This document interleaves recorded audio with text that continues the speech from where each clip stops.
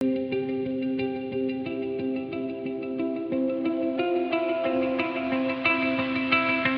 Jen, thank you so much for being here with us today. Yeah, thanks for having me. You're welcome. So you are a casting director. You've recently moved here from LA. Yes. Yeah. Well, it's been almost a year now, which is crazy to think I'm coming up on my year anniversary, which is still very new, but yeah, newish. I bet it goes super fast as well when you're here. Yes, yeah. Well, especially with the strike and everything that's happened this year, I feel like this whole year's just been like a big blur of crazy. Yeah, so, character building stuff, yes, I'm sure. Yes, very much so.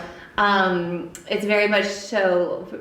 I'm tired of being character built. Like my whole life, my whole career has been being character built. So I'm ready for like a little bit of ease now. I found my character. Yeah. Some normality, please. Yeah. So you started Breakaway Casting in 2019. Yeah. But before that, you spent 10 years in LA, also Southeast Coast of US. Yeah. So what started your career in casting? I totally fell into it. I thought I wanted to be a producer, and so I went to college / university in Nashville, Tennessee, and I did a bunch of internships and stuff to get experience, thinking I want to take that producer route. And then I made all these contacts doing these internships, and right before I graduated, a PA reached out to me and said, "Hey, there's this movie coming to Nashville. Here's their email address. You should send in your resume." And so I did, and it was the Hannah Montana movie of all things. And so I sent in my resume, and I got an interview for a producer's assistant and a casting assistant.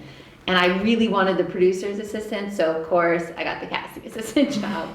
And so that kind of started it. I'd never acted. I've never been in front of the camera. This all is very a little uncomfortable for me, but I'm getting better with it. And so I started in that, and then I had 2 bosses on that, and they each took me to different movies and shows and stuff for about 4 years. And then I finally gave in. I kept trying to dabble in other things. I did props, I did wardrobe, I did PAing, I did post-production. Kept thinking casting I just fell into. I didn't really plan for this. So I decided to finally move to LA, jump full in, and go the casting route. So when you moved to LA after all of that had happened, how did you find your flow? How did you find your groove in an industry which is in some ways a bit constrained? Yeah. How did you kind of make your mark? It was very hard, honestly. I remember I didn't work for 6 months when I first moved there because it was so hard to kind of break into that casting mold. And then a boss that I had from the Southeast, she used to live in LA, so she knew some of the casting directors, and she introduced me to one of her old bosses who hired me. And then subsequently fired me. No, I only worked for. Wait, what happened?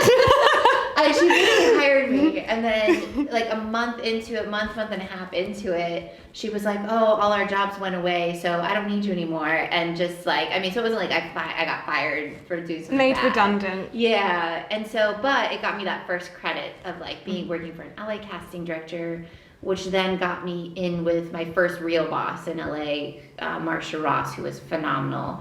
And because I had that one credit, and she brought me on for a pilot when pilot season was still a thing. And that was kind of my foray into that, which I'm very grateful pilot season's no longer there because it's treacherous for casting. I don't know if you ever encountered it, but it used to be this thing where actors were just so in demand, and it's you're fighting over actors going all over these different places. And because I think studios used to produce 20 pilots in a year, and now it's down to 4.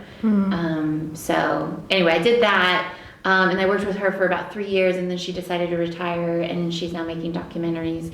And then when she retired, I almost cried because I loved her so much, and she was such a mentor.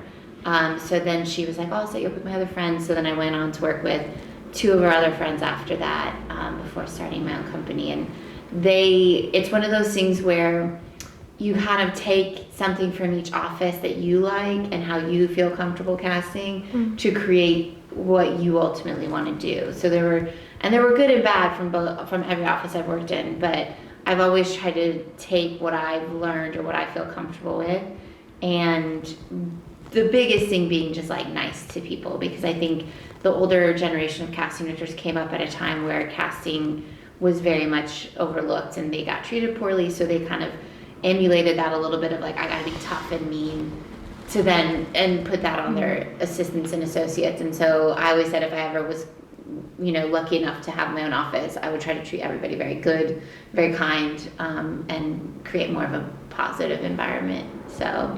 Absolutely. Casting is probably one of the most important processes in a production as a whole, as you know. Do you think that the casting translates directly to the audience's experience of watching a production, and how? Yeah, definitely. One, we're the first ones on a film or a TV show, so we're the first visual creative aspect that comes onto any kind of project. So you think about it, it gets written about so much in Deadline and Variety and everything about how so-and-so did an amazing job, or so-and-so really didn't do so great, or, it kind of sets the tone of whether the movie's going to do well or not. So if you kind of trace it back a little bit, it all goes back to who does the casting director, and ultimately in a creative environment like the director and producer working together is going to make the best quality and really relate that tone. So the casting director really knows who's going to like thrive in certain drama or comedy or certain things, or see the uniqueness of each actor, and then it's our job to present that to a director and producer. So it's really, to me, it would change. You think about like your most favorite films or TV shows, and if you changed one aspect of it, it would change the entire chemistry of the entire cast, which then would change the tone or how things were done. And I'm not saying that couldn't work in some world, but a lot of times some of our favorite shows, like you look at Friends, which everyone knows, and it's like if you changed one of those characters out, would it be different? Would they have had that same, lightning in a bottle type of comedy that we see? And I tend to think like, no, I think that it was them being cast in those roles. And again, kind of to that, it's very widely reported, but I believe Courtney Cox read for the Rachel role originally. I did hear this too. Yeah, and so it's like, could you imagine her being Rachel? No, like you can't even think about that. And so I think, yes, I think casting is a massive, probably bigger than any other production aspect. And that's not to put down any other, because I think design and costumes and all those things are very highly needed, but if you don't have the right chemistry or the right level of talent that you need in certain roles, it will change the entire feel of your project. And do you find when you get a script, do you have a process? Do you read the script and then maybe a few actors will come to mind, or you'll have to think, how does that work for you? Yeah, it is. It's always funny because in my head, I kind of, as I'm reading the script, I'm very nondescript in my head, unless it's something that's like very obvious that, it's this villain that looks just like Willem Dafoe or something like that, where you can automatically picture it in your head. But I kind of just like go through and I kind of have a general idea of what I think they will look like. And then after that, then I go and pull from both my knowledge, and then I have a great casting program on my computer that I can like pull up and like remind myself, oh, this person's really cool. And then it kind of depends from there, like budget level and what kind of level of actor you can go after. If you're trying to go after a big movie star, if you're going more indie and want to find somebody more niche. I always try to find people that I know would maybe either respond to this or also could possibly just fit, or like an out-of-the-box thinker. And then I also love to always put on up-and-comers on my list, because it kind of shows your director and producer that, one, you know who you're talking about, but also if you're willing to take a chance, you could probably make a star out of somebody if you have the ability to take a shot on somebody like that. That's so interesting. Love that. So there are many ways casting directors are recognised for the work, one of which being awarded by societies they belong to. So you're a member of Casting Society of America, and you were nominated for the RTOS Award in 2019, 21 and 22. Yes. And I think they did change it to, I think it's now Casting Society, just because now there is a European chapter. So it's kind of like going worldwide, which is nice that European people get recognized as well. Absolutely. How does it feel to be nominated for your work? an It was award? really exciting, honestly. The first one I was nominated for, what's funny is that projects I've worked on have been nominated before in the past, but my bosses never. I was just an associate at the time, and my bosses didn't put me on the award with them, which I thought was a bit of a slight.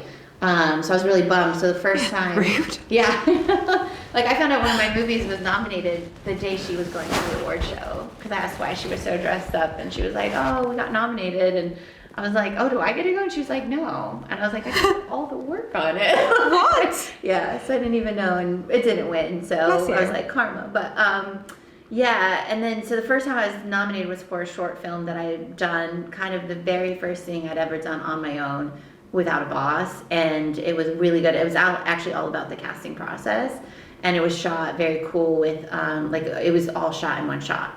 And we had a great cast, and got nominated for it. And it was one of those things where you, I think casting gets so pushed to the side sometimes and kind of forgotten about, that when you do get nominated for something, you're just like, oh, I did do something good.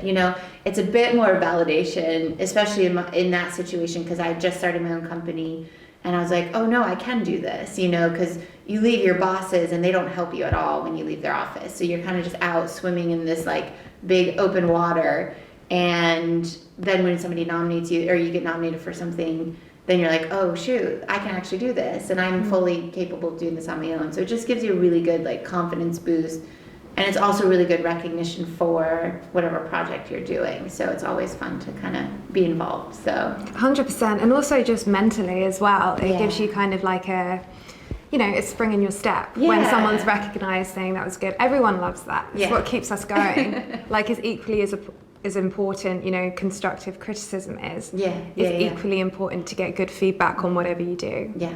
I think people in the industry often say, it's important to understand how the production works as a whole, so every role.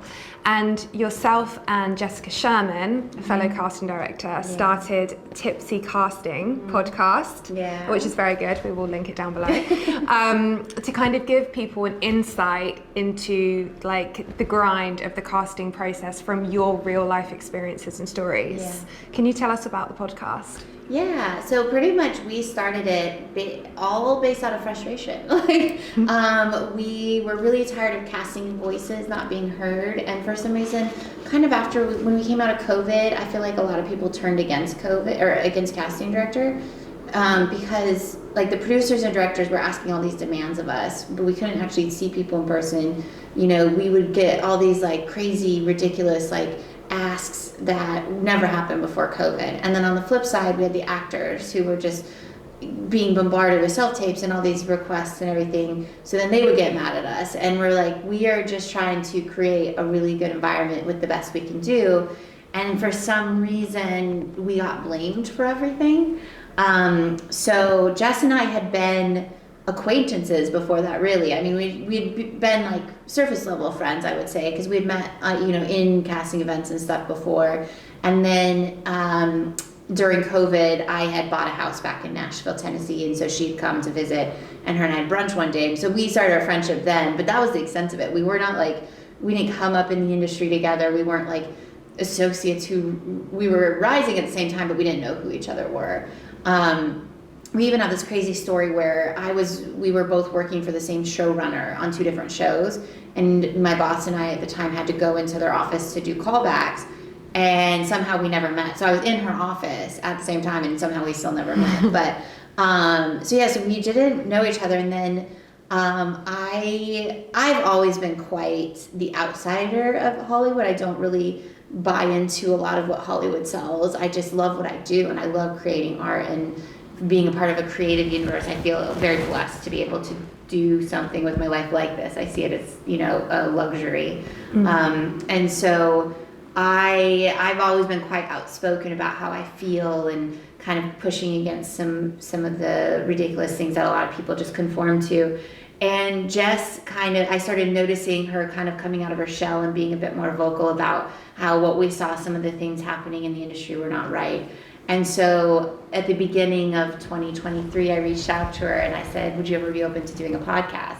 It's something that I never even considered myself, but I was like, it's the only way we'll get people to listen to us, because Deadline won't cover us, Variety won't cover it. It's not like people are asking casting directors for their opinion. So I said, so instead of like our predecessors and just sitting around waiting for somebody to care what we think, I was like, let's just create this podcast. And to be fair, it's free. It's free. It doesn't really cost much for us to do it. We just had to buy our equipment. And I said, and then we can see if there's an audience out there who would care what two random casting directors think about our jobs and the industry and all that kind of stuff. So we started in, and she was down for it. So we kind of started this whole thing where we ruminated on it about for a month and just kind of had chats about what we thought it would be. And because I've had bad experiences with casting partners in the past, and she's always said she would never have a partner. We were very conscientious of like, even though we don't cast together, we're like, we want to be very respectful of each other in this kind of like world. So we wanted to make sure we were on the same page of what we wanted the podcast to accomplish, which is exactly what you said. We wanted people to understand the casting process, because the majority of misinformation that comes out is people not understanding what we actually do every day, day in and out. And they think they do, and then we get, vilified for it. Absolutely. And just tell us, because I love the story, like we spoke about tipsy casting. How did that word come about? So it's quite funny. So I am notoriously, we talk about it on the podcast all the time, I am notoriously horrible at social media. So when I started... You wouldn't know, to be fair. Yeah. You really wouldn't know. I'm following the Christmas stuff at the moment. That's amazing. Yeah. To be fair, that does most of it. She sends it to me to post in the morning because I wake up first. But So when I had a partner, when I very first started, she was very anti-social media, so we didn't really do too much there. And then when I started Breakaway, a friend of mine in LA was like, you really need to have some kind of social media presence, especially to like promote yourself as separate from her. And so she very kindly, she's very good at marketing and stuff, she was like, I'll help you run it. And she's an actress, and she was like, I'm gonna research all these other casting directors' companies and see what they've done with their accounts. And so she did, and she came back, she's like, I want to do this thing called Tips from Casting. And we're like, once a month you just like put out, write up a little thing about what actors can do to help get noticed, or what we're looking for, just like help, just help, free advice pretty much. And so I was like, okay. So she created the artwork, she did it all, and she made a very like cursive-y Tips from Casting, and just started following my business account. And one day she was like, it's so cursive looking that it looks like it says Tipsy Casting. And this was before we even talked about the podcast, anything. And I wrote her a note. I said that would be a great name for a podcast, because we could just drink and talk about casting and all our crazy stories and everything that's happened. So, and it shares your love of cocktails. Yeah, or exactly. mocktails if you don't drink. Yes. So, and we both love to drink, to be fair. We both enjoy a good cocktail. So when we started doing it, we even had the conversation, we're like, ooh, are we putting ourselves in a bad position where we don't want people to feel like they have to drink with us or anything like that. So we don't want to promote like excess. But that's why we say mocktails. Mocktails are fine as well. I don't drink, and I still listen to Tipsy Casting, so it's fine. Yeah. Oh, so awesome. That was born. So it kind of was a joke, honestly, and then it kind of came into, and when we decided to do the podcast, she was like, I think we should stick with that name. It's a funny name, and it's like, and it does kind of, because the one thing we did realize is alcohol and like relaxing, it just disarms the audience kind of. Yeah. Because casting directors always are notorious for being very stodgy and very kind of like, there's a wall between us. Like, so we did it. We want to do anything and everything in our power to disarm that. And so we're like, if we just start off by talking about what we're drinking and what happened in our day, this is the easiest way to get the audience to like, be like, oh, they're just normal. Like, we're not here to like ruin your lives and, judge you every day of our lives. Judge you. It's interesting what you said about the COVID period, actually, and how casting directors got the blame for things, which I was completely unaware of. Yeah. Do you think like that kind of rise in self-tapes is here to stay in casting, or do you think it will go slowly and surely back to being in the room? Yeah. I think London and LA are very different in this respect. I think LA is going to stick with self-tapes for a while, especially for the first round. I think so many casting directors we talk about it on the podcast last time, the casting directors in LA are very different, where they've kind of become there's been 10 casting directors who've kind of like taken all the work, and now they're like these massive high volume casting offices. So for them to continue that amount of work, because it's one name on that company, so if you don't have that one name in every session, they're not going to be getting hired anymore. So they kind of can hide behind self-tapes right now. So I think for a while, I think LA is going to stay that way because those casting directors don't want to give up all that work. And so here, I think it's much different. I even think like some people are going straight back to in-person auditions with first rounds and stuff. I'm hearing more and more. So I think it's much more, I prefer it. I prefer being in person. Yeah. It's much more, especially for me being in a new country, in a new market, it's so much easier for me to meet people and understand how you work as an actor individually when you're auditioning. So I do think they're here to stay in the sense of prior to COVID, self-tapes were very frowned upon. And I think in the States, so many people left LA during COVID because it's become so expensive to live and so difficult to live in with all the crime and homeless and everything that's happening there. That, I mean, I've had 6 friends leave LA who are all working actors. And so they will have to self-tape. I mean, they're not going to move, they have families, so they're not going to move them back to LA. So I think for that aspect, I think so many people have left, they will stay around for a little bit. But I do think callbacks or recalls and chem raids will still happen in person in the States. But I'm hopeful that, especially with like the new strike, after the strike, all the new SAG rules and stuff, I think that's pushing people to kind of go back in person more. It's just a matter on who does it and when, because they kind of gave free rein to casting directors in the States of when and if they want to do that. That is so interesting, actually, like the difference between the industries in both the US and the UK. Do you think there's any benefits to the UK industry? Oh my gosh, 100. Yeah. I wouldn't be here if there wasn't. Imagine if you were like, no, I'm going back tomorrow. I hate it. No. Yeah, I hate it. I love it tenfold. I don't ever want to go back to LA. I think the industry here, one, is a lot more pure and genuine. The actors who are here, they really want it. Like they love the craft, they love what they're doing, they love the content. That's why you get to see so many like theater actors do TV and films do theater, and you see all this thing, all this crossover. But in LA, it's like everybody just wants to be an actress, and so you get all these people who woke up in Omaha, Nebraska one day and was like, I think I'm gonna be an actor today. They haven't trained, they haven't done anything, Really? and they just show up thinking, I'm gonna be a movie star, and they don't really want to put the effort into it. So I find here, and that's just the acting side of it, because then you have like the agents, the producers, the directors, the studios, the production companies here.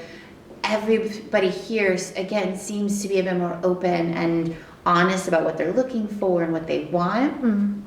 So you're not playing as many games, because I feel like this, especially in LA, you constantly are told, oh yeah, I want to help you, or I want to help you get, to a writer, like I want to help you get your script made into a film, or, you know, even a director will help you get your reel scene, and nothing ever happens. You never hear from them. It's so interesting that you say that, and I think a lot of people will be able to relate.